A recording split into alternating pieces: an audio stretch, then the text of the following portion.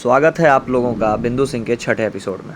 जैसा कि अभी तक आप लोगों ने जाना कि नगौली की घटना के बाद बिंदु सिंह को राजधानी पटना तक ख्याति मिल गई थी। नक्सलियों द्वारा बार बार घर पर पोस्टर चिपका देने के कारण बिंदु सिंह फौज की नौकरी छोड़कर जहानाबाद वापस आ गया था।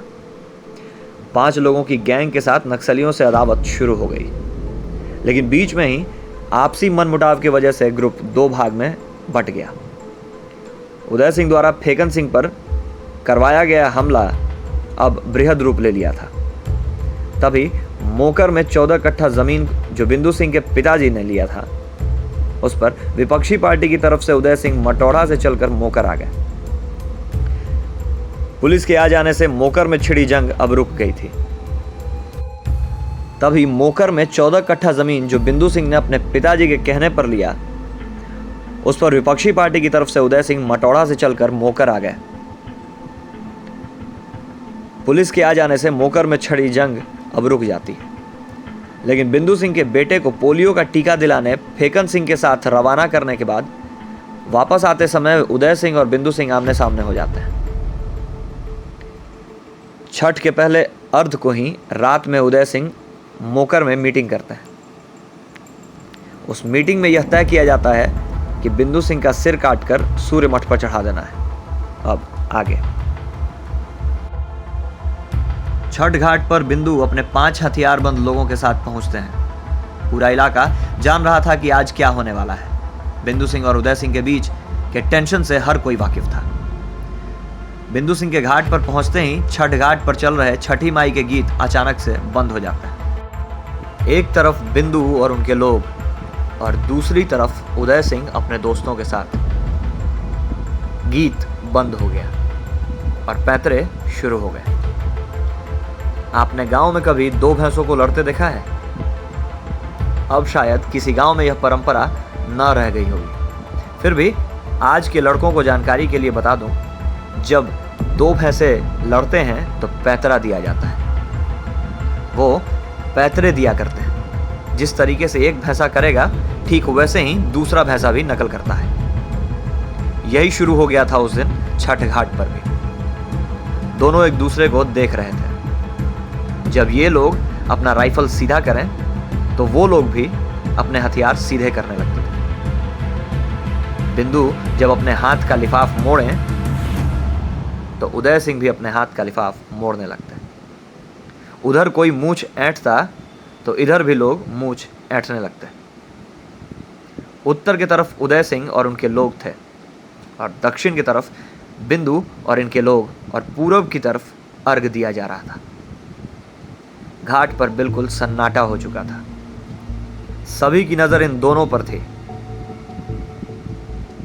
कब क्या होगा, सब यही सोच रहे थे। बिंदु ने अपने सभी लड़कों से एक एक बार अर्घ दिलवा दिया, लेकिन जब उनकी बारी आई तो वो देख रहे हैं उत्तर की तरफ और अर्घ पूरब की ओर दिया जा रहा है। राइफल दोनों पैरों के बीच में दबाया हुआ है। अर्घ पूरा हुआ, काम खत्म हुआ। आंखों आंखों में इशारा हुए और सभी वहां से चल दिए।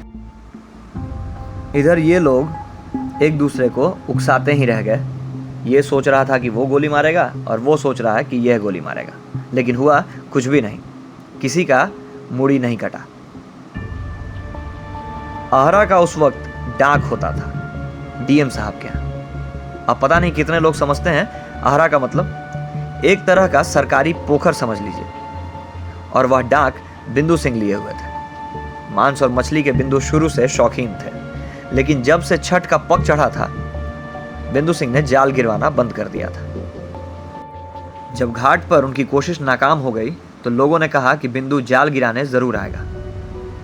छठ खत्म हो गया है और बिना मीट मछली के वो ज्यादा दिन तक नहीं रह सकता, इसलिए वो जरूर आएगा। बात भी सही थी।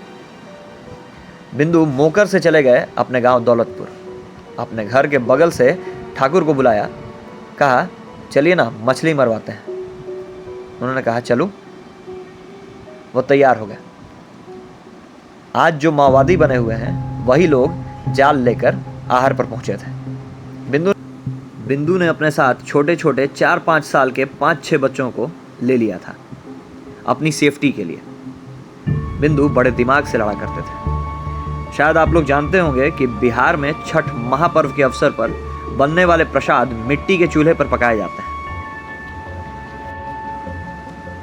मिट्टी का चूल्हा बनाने के लिए ही छठ के समय समतल जमीन को कमर तक खना गया था, उसमें से मिट्टी निकाली गई थी। उसी खने हुए जगह के कोरी पर बिंदु बैठ गए और अपने आगे उन बच्चों को बिठा लिया। वह जानते थे कि बच्चों पर लोग गोली नहीं चलाएंगे, क्योंकि छत बहुत नज़दीक था वहाँ से जहाँ यह लोग छुपे थे, या कहिए कि छुप सकते थे। वह मात्र 100-150 गज पर ही था। बिंदु जानते थे कि अगर अकेले रहेंगे तो वो लोग गोली चला देगा, और अगर बच्चे बैठे रहेंगे तो कोई गोली नहीं चलाएगा, और अगर चलाएगा तो हमको नहीं लाएगा। एक बार गया है, 2 बार गया है, 6 गुआरी फंसा है। तब तक बिंदु की नज़र इन पर पड़ गई। वो लोग पोजीशन ले रहे थे। बिंदु ने कहा, चितरंजन ठाकुर। तो जी, तो गोली चलेगा? चितरंजन ने पूछा, गोली चलता ही? उन्होंने कहा, हाँ। बेलदरमों को कहिए कि जाल लेकर आगे बढ़ेगा, क्योंकि अगर जाल छोड़कर हटते हैं तो वो लोग जाल छीन लेंगे। और इसे बिंदु अपना इंसल्ट समझते थे कि बाद में हर जगह कहेंगे कि बिंदु को मछली मारने नहीं दिया और जाल भी छीन लिया। बिंदु ने उन मछली मार रहे लोगों से कहा, ए चलो चलो चलो। उन लोगों ने पूछा, का हुल मालिक? जवाब आया, गोली चलेगा रे। बस इतना कहना था कि और फिर वहां कौन रुकने वाला था। बच्चों को हटा दिया गया। बिंदु ने बच्चों से कहा, बेटा तू लोग चल जा घर है। बच्चों का हटना था और गोली चलने लगी, इसलिए कि गोल था। गड्ढा जो था वो गोल था और बिंदु अकेले हैं। राइफल 1 मिनट के लिए भी बिंदु नहीं छोड़ते थे। गोली चलने लगा।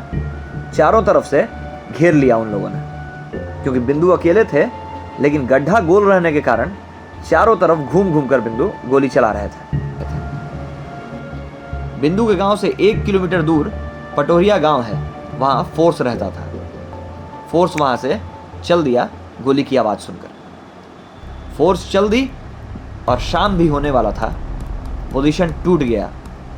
उस दिन बिंदु का मर्डर फिर से नहीं हो पाया। इस बात की जानकारी हुई कौशल भाई को कि आज बिंदु पर उन लोगों ने अटैक किया था। 7 बजते बजते वो पहुंच गए उनके पास, अपने भी और 5-6 लड़के हथियार के साथ लेकर। आते ही उन्होंने पूछा कि क्या हुआ हो। बिंदु ने बताया, ऐसा ऐसा हुआ। तो कौशल भाई ने कहा कि चलो चलकर उसके घर पर गोली चलाते हैं। जिस पर बिंदु ने कहा कि अब गोली नहीं चलाएंगे, अब उसको मारेंगे। कौशल भाई ने कहा कि नहीं नहीं, मारना नहीं है, चलो ना उसके घर पर गोली चलाएंगे। बिंदु ने खींचते हुए कहा, फिर फोकस, गोली तो बार बार वो हम पर चलाता है, वो मारना हमको चाहता है, हम उसको मारेंगे। कौशल भाई ने कहा, अच्छा ठीक है चलो। उदय सिंह मोकर में ही रुके हुए थे। मोकर में आकर वह लोग अड्डा जमा दिए। करीब 11 बजते बजते ही लोग मोकर में इन कर गए। उदय सिंह को इसकी जानकारी नहीं है। जैसे बिंदु को जानकारी नहीं था, वैसे ही आज उनको भी जानकारी नहीं है। 2 लड़कों को बिंदु ने अपने घर भेजा कि जाओ मेरी पत्नी से राइफल मांग लेना, और मांग के केबिन के पास से फर्स्ट फायर मारना। तो ताकेगा, अलबलाएगा, फर्स्ट फायर मार के चुप हो जाना। अगर नीचे उतरेगा तब दूसरा फायर मारना, और भोला सिंह के आन के पास पहुंच जाएगा तब तीसरा फायर मारना। तीसरा फायर मारोगे ना तो हम समझ जाएंगे कि भोला सिंह के आन के पास पहुंच गया है, तो हम लोग पीछे से अटैक कर देंगे। लेकिन उदय सिंह दिमाग के तेज हैं और पढ़े लिखे भी। उदय सिंह आन पर न जाकर के जो लोग बिंदु के फेवर में थे उनके घर पर चढ़ चढ़ कर फायर करना शुरू कर दिए। बिंदु भी 6 आदमी थे, कभी इस खिड़की पर कभी उस खिड़की पर, 2 बार चाहे मारने के लिए, लेकिन सामने आए तब तो मारेंगे, दीवार पर थोड़ी मारेंगे। उसी में से किसी ने यह कह दिया कि भरत सिंह बैठे हुए हैं सूरजवा के दरवाजा पर बिंदु के बाबूजी के बारे में। वो लोग बाहर ना निकल के सीधे बिंदु के बाबूजी के पास पहुंच गए। बाबूजी चाय पी रहे थे। उदय सिंह ने लाठी से उनके बाबूजी पर वार कर दिया। लड़ाई बिंदु सिंह से थी और उन्हीं से लड़ना चाहिए था, लेकिन लोगों ने उनके बाबूजी पर हमला किया। कहते हैं ना कि विनाश काल विपरीत बुद्धि। उनके बाबूजी का मारकर माथा फाड़ दिया। बिंदु सिंह को इसकी कोई जानकारी नहीं है कि उनके पिताजी का सर फट गया। बाबूजी ने कहा कि उदय, तुम्हारे हाथ में राइफल है, मारना है तो गोली मार दो, नहीं तो मेरा भी 2 बेटा है, तुमको जीने नहीं देगा। उदय ने कहा जाओ जाओ, देख लूंगा। फायरिंग जब बंद हो गया, अभी तक इन लोगों ने एक भी फायर नहीं किया है। जो भी किया उन्हीं लोगों ने। ये तो मारने के फिराक में है कि फायर हो कि लगे। एक फायर नहीं हुआ। फायर बंद हो गया। फायर बंद होना, उधर से बाबूजी जेब वाली बनियान जो पहले लोग सिलवाया करते थे वो पहने हुए, पूरा खून से लाल और माथा भी, पका पका मूंछ, पट्ठा आदमी थे। बिंदु भौचक थे। ये क्या हुआ? चंद्रदेव सिंह जो भरत सिंह के साथ थे उस वक्त, वो दौड़ते हुए आए कि बिंदु बिंदु। तो क्या? तो भरत दा को मार के उदय सिंह माथा फाड़ दिया। बिंदु ने राइफल अपने पिता भरत सिंह पर तान दी। तुम वहां था क्यों जब गोली चल रहा था? तुम तान तक से संबोधित कर दिया। गुस्से में बिंदु पागल हो गए। उन्हें कुछ समझ में नहीं आ रहा था कि वह क्या बोल रहे हैं। वे तो छटपटा रहे हैं कि अब क्या कर दें उसको। और दृश्य देखकर बिंदु का दिमाग आपे से बाहर हो गया।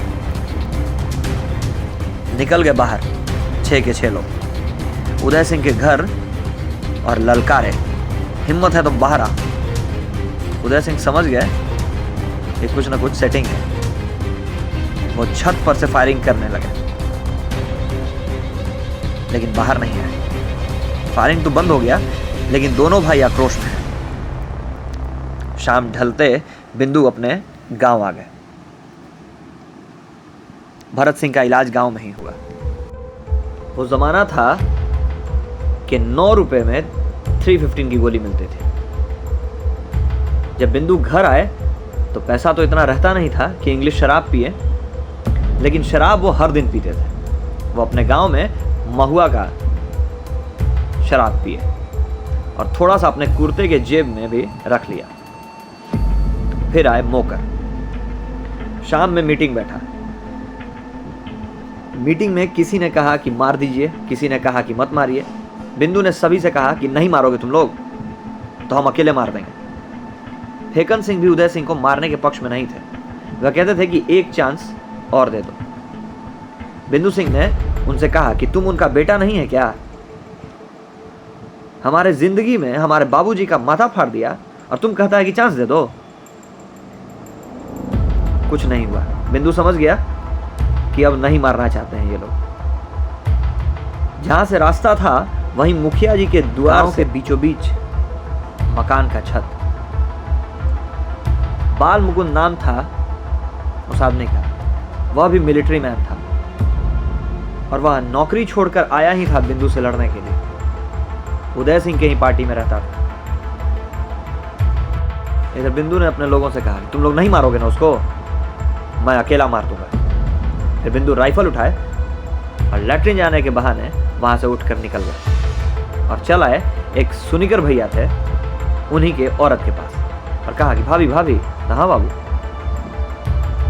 तो खंती दाना तो कहला बाबू तो दाना। वो खंती लिए। अब क्योंकि अकेले थे, वो जहां पोजीशन बनाए थे वहां से महज 50 गज बाएं उनको जाना है, मुखिया जी के मकान से बाल मुकुंद के पास। वहीं पर एक खड़ी था, मतलब एक पुराना गिरा हुआ मकान। उसके दीवार में बिंदु ने खंती से छेद कर दिया। मिलिट्री वाला दिमाग लगाया। वो जान रहे थे कि वह अकेला है। वो जान रहे थे कि वो अकेले हैं। आएगा तो वो इसी तरफ से ना, और ऊपर से इंजोरिया रात। बिंदु ने सोचा कि मार के गर्दा उड़ा देंगे वह अकेले ही। बिंदु कभी भी 5 या 10 मिनट के लिए भी इधर उधर होते थे तो लोग इनको खोजने लगते थे। कि कहाँ गया है।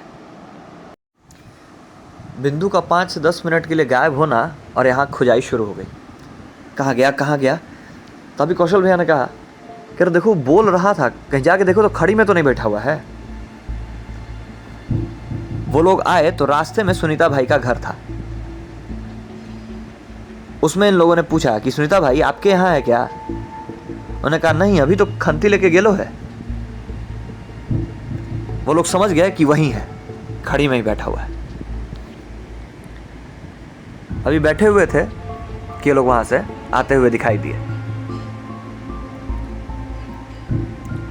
यूरिया रात था, बिंदु को लगा कि ये लोग साथ देने आ रहे हैं। आते ही कौशल भैया ने कहा कि क्या कर रहे हो यहाँ पर अकेले, बोलो 8-10 आदमी है वो लोग और तुम अकेले यहाँ राइफल लेके बैठा हुआ है। बिंदु ने कहा कि जब तक मारूंगा नहीं जाऊंगा नहीं। उन्होंने कहा नहीं चलो। चलें तो हाँ चलो, तो नहीं सरेंडर करो। पहले तुम लोग सरेंडर करो, चाहे तो मारो और नहीं तो सरेंडर करो।